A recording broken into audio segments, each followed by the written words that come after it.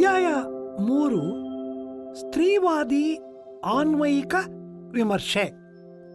1. ಸಾಹಿತ್ಯದಲ್ಲಿ ಸ್ತ್ರೀಲೋಕ. ಪ್ರಧಾನ ಧಾರೆಯ ಸಾಹಿತ್ಯ ಕೃತಿಗಳಲ್ಲಿ ಸ್ತ್ರೀ ಪಾತ್ರಗಳು ಇವೆಯಾದರೂ ಆ ಪಾತ್ರಗಳನ್ನು ಸೃಷ್ಟಿಸಿದ ಕವಿ ಚಿಂತನೆಗಳು ಸ್ತ್ರೀಲೋಕವನ್ನು ಗ್ರಹಿಸಿರುವ ಬಗೆಗಳು ಹಲವು ಚರ್ಚೆಗಳಿಗೆ ಕಾರಣವಾಗುವಂತೆ ಇವೆ. ಈ ಚಿಂತನೆಗಳು ಸ್ತ್ರೀಲೋಕವನ್ನು ವಾಸ್ತವಗಳಲ್ಲಿ ಗ್ರಹಿಸಿವೆ ಎಂಬುದಕ್ಕೆ ಅಷ್ಟಾಗಿ ಸೂಚನೆಗಳು ಸಿಗುವುದಿಲ್ಲ. ಬದಲಿಗೆ ರೂಢಿಗತ ಸಾಮಾಜಿಕ ಚಿಂತನೆಗಳನ್ನೇ ಸಮರ್ಥಿಸಿ ಮಂಡಿಸುತ್ತಿವೆ ಎನಿಸುವಂತಿವೆ. ಹಾಗೆಂದು ಸಾಹಿತಿಗಳು ಮಹಿಳೆಯರ ಬದುಕಿನ ಕಷ್ಟಗಳಿಗೆ ಸ್ಪಂದಿಸಿಲ್ಲ ಎಂದೇನೂ ಅಲ್ಲ. ಸಾಮಾಜಿಕವಾಗಿ ಮಹಿಳೆಯ ಬದುಕು ಎಷ್ಟೊಂದು ದುರ್ಬರ ಎಂಬುದಾಗಲಿ, ಸ್ತ್ರೀ ಪುರುಷ ಸಂಬಂಧಗಳಲ್ಲಿ ಅವಳಿಗೆ ಸಾಮಾಜಿಕವಾಗಿ ಎರಡನೆಯ ದರ್ಜೆಯನ್ನೇ ನಿಗದಿಪಡಿಸಲಾಗಿದೆ ಎಂಬುದಾಗಲಿ ಶೋಧಿಸಿ ತಿಳಿಯಬೇಕಾದ ಸಂಗತಿಗಳೇನೂ ಅಲ್ಲ. ಸಾಹಿತಿಯದು ಸೃಜನಶೀಲ ಮನಸ್ಸು, ಸಹಜವಾಗಿಯೇ ಸಂವೇದನಾಶೀಲವಾಗಿರುತ್ತದೆ. ಆದರೆ ಸಾಹಿತ್ಯ ಕೃಷಿ ಹಾಗೂ ಅದರ ಚಿಂತನೆಗಳು ಪ್ರಧಾನವಾಗಿ ಪಿತೃಪ್ರಧಾನತೆಯ ಅಥವಾ ಪುರುಷ ಚಿಂತನೆಯ ಉತ್ಪನ್ನಗಳಾಗಿವೆ. ಹಾಗಾಗಿ ಸಂವೇದನಾಶೀಲ ಸ್ಥಿತಿಯಲ್ಲೂ ಈ ಸೃಜನಶೀಲತೆಯು ಸ್ತ್ರೀಲೋಕವನ್ನು ತನ್ನಿಂದ ಪ್ರತ್ಯೇಕಿಸಿ ಅನ್ಯವಾಗಿಸಿ ವಸ್ತುನಿಷ್ಠವಾಗಿ ಮಾತ್ರವೇ ನೋಡುತ್ತದೆ. ಹಾಗಾಗಿ ಇಲ್ಲಿನ ಸಂವೇದನೆ ಎಂಬುದು ಅಧೀನದ ಜೀವದ ಬಗ್ಗೆ ತೋರುವ ಕರುಣೆ, ಅನುಕಂಪ, ಔದಾರ್ಯಗಳ ಆಯಾಮಗಳಲ್ಲಿ ಸಾಮಾಜಿಕ ಚಿಂತನೆಗಳನ್ನು ನೋಡಬಹುದು. ಆಗ ಸಮಾಜವು ಹೆಣ್ಣಿಗೆ ಕಷ್ಟಗಳನ್ನು ಕೊಡುವುದನ್ನು ವಿರೋಧಿಸುವುದು, ಉದಾರವಾಗಿ ಇರುವ ಬಗ್ಗೆ ಮಾತಾಡುವುದು, ಇಂಥವೆಲ್ಲ ಇರಬಹುದು. ಅದು ಬಿಟ್ಟು ಹೆಣ್ಣು ಬದುಕಿನ ಒಳಹೊಕ್ಕು ಅರ್ಥ ಮಾಡಿಕೊಳ್ಳುವ, ಅವಳ ವಾಸ್ತವಗಳನ್ನು ಗ್ರಹಿಸುವ ಚಿಂತನೆಗಳನ್ನು ಅಲ್ಲಿ ಕಾಣುವುದು ಕಷ್ಟ. ವಿಚಿತ್ರವೆಂದರೆ ವಿಶೇಷ ಜಾಗೃತಿಯನ್ನು ಪಡೆದಿರದ ಮಹಿಳೆಯರೂ ಕೂಡ ತಮ್ಮ ಸೃಜನಶೀಲತೆಯಲ್ಲಿ ಪುರುಷ ಚಿಂತನೆಯ ಈ ಮಾದರಿಯನ್ನೇ ಕೂಡಿಸಿಕೊಂಡಿರುತ್ತಾರೆ. ಅವರೂ ಕೂಡ ಪಿತೃಪ್ರಧಾನತೆಯ ಸಾಮಾಜೀಕರಣದ ಶಿಷ್ಯರೇ ತಾನೆ. ಅವರಿಗೆ ದತ್ತವಾಗಿರುವ ಸಾಮಾಜಿಕ ಪರಿಸರದಲ್ಲಿ ಪುರುಷ ಚಿಂತನೆಯ ಪ್ರಭಾವ ಮತ್ತು ಪರಿಣಾಮಗಳಿಗೆ ತಮ್ಮನ್ನು ಒಪ್ಪಿಸಿಕೊಳ್ಳುವುದು ಅವರಿಗೆ ಅನಿವಾರ್ಯವೇ ಆಗಿದೆ ಎಂದ ಮೇಲೆ ಅವರ ಸೃಜನಶೀಲತೆಯು ಅದರಿಂದ ಮುಕ್ತವಾಗಿ ಉಳಿಯಲಾರದು ಎಂಬುದು ಸಹಜವೇ ಆಗುತ್ತದೆ. ಪುರುಷರೇ ಆಗಲಿ ಮಹಿಳೆಯರೇ ಆಗಲಿ, ನಮ್ಮೆಲ್ಲರ ಗ್ರಹಿಕೆಗಳು ನಮ್ಮ ಅರಿವಿಗೂ ಬರದಷ್ಟು ಆಳದಿಂದ ಪಿತೃಪ್ರಧಾನ ಅಥವಾ ಪುರುಷ ಚಿಂತನೆಗಳಿಗೆ ಬದ್ಧವಾಗಿ ಬಿಟ್ಟಿರುತ್ತವೆ. ಸ್ತ್ರೀವಾದಿ ಚಿಂತನೆಯನ್ನು ಒಪ್ಪಿಕೊಳ್ಳಲು ಆರಂಭಿಸಿದ ಕ್ಷಣದಿಂದಲೇ ನಮ್ಮ ಈ ಚಿಂತನೆಗಳ ಬಗ್ಗೆ ನಮಗೆ ಅನುಮಾನಗಳು, ಪ್ರಶ್ನೆಗಳು ಬರಲು ತೊಡಗುತ್ತವೆ. ಆದರೆ ಸ್ತ್ರೀವಾದವನ್ನು ಕೇವಲ ಒಂದು ಶೈಕ್ಷಣಿಕ ಬೌದ್ಧಿಕ ಆಯಾಮದಲ್ಲಿ ಮಾತ್ರ ಬಳಸುವವರಿಗೆ ಮೊದಲಿಗೆ ಪಿತೃಪ್ರಧಾನತೆಯ ಚಿಂತನೆಗಳ ಬಗ್ಗೆ ಪ್ರಶ್ನೆಗಳಾಗಲಿ ಅನುಮಾನಗಳಾಗಲಿ ಇರುವುದೇ ಇಲ್ಲ. ನಿಜವಾದ ಸ್ತ್ರೀವಾದದ ಪರಿಚಯವೇ ಇರುವುದಿಲ್ಲ. ಹಾಗಾಗಿ ಸ್ತ್ರೀವಾದದ ಹೆಸರಿನಲ್ಲಿ ಅವರು ನಡೆಸುವ ಅಧ್ಯಯನಗಳು ಸ್ತ್ರೀಲೋಕವನ್ನು ನಿಜವಾದ ಅರ್ಥದಲ್ಲಿ ಗ್ರಹಿಸುತ್ತಿರುವುದಿಲ್ಲ. ಮಹಿಳೆಯರ ಕಷ್ಟ ಸುಖಗಳಿಗೆ ಸ್ಪಂದಿಸುತ್ತಿರುವಂತೆ ಕಾಣುವ ಅಭಿವ್ಯಕ್ತಿಗಳೂ ಕೂಡ ಹೆಚ್ಚೆಂದರೆ ಸ್ತ್ರೀಪರವಾಗಿ ಇರಬಹುದು ಅಷ್ಟೇ. ಸುಧಾರಣವಾದಿ ಚಿಂತನೆಗಳು ಕಲ್ಯಾಣಕಾರಿ ಮತ್ತು ಕ್ಷೇಮಾಭಿವೃದ್ಧಿಯ ಸಲಹೆ ಸೂಚನೆಗಳು ಇರಬಹುದು.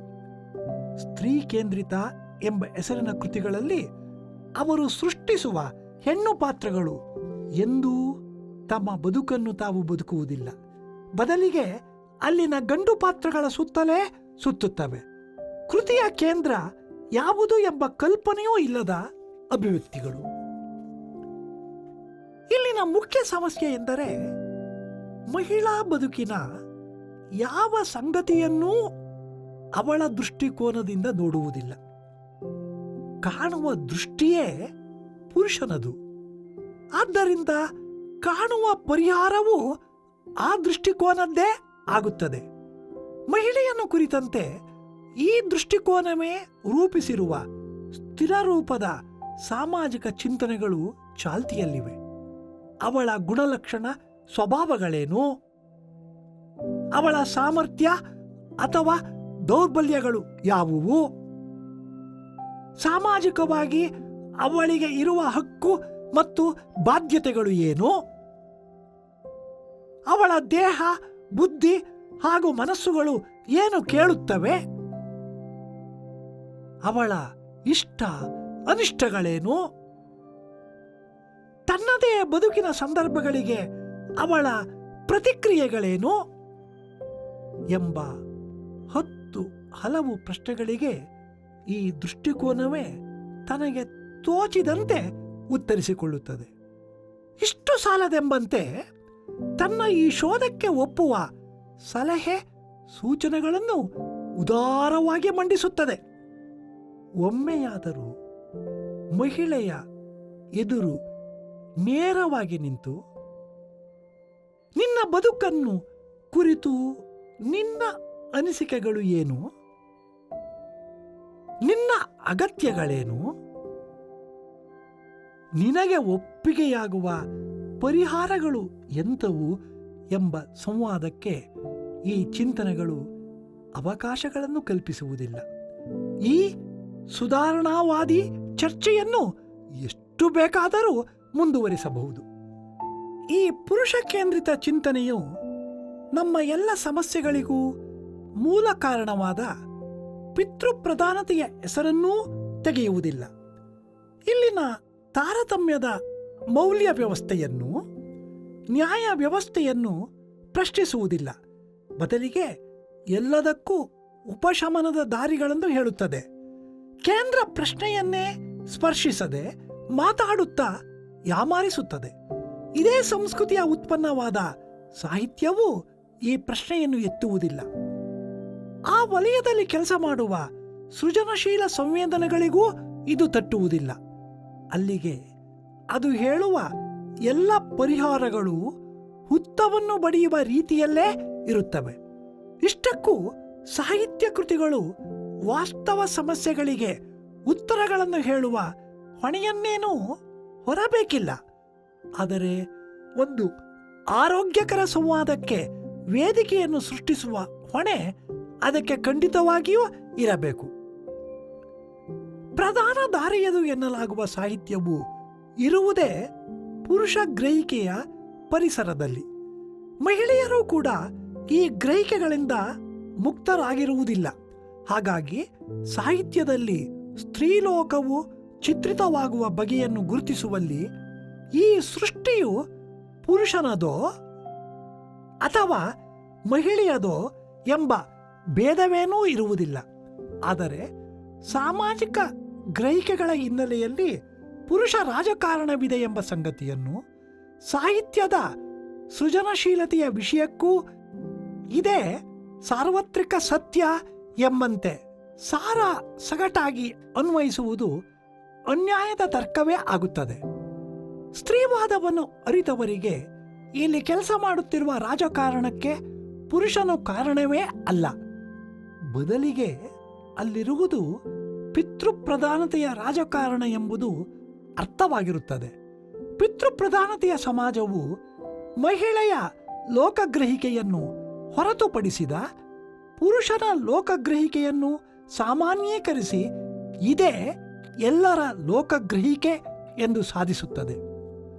ಸಂವೇದನಾಶೀಲ ಸೃಜನಶೀಲತೆಯು ಈ ದೋಷವನ್ನು ಗ್ರಹಿಸಿರುವ ಸಾಧ್ಯತೆ ಇದೆ.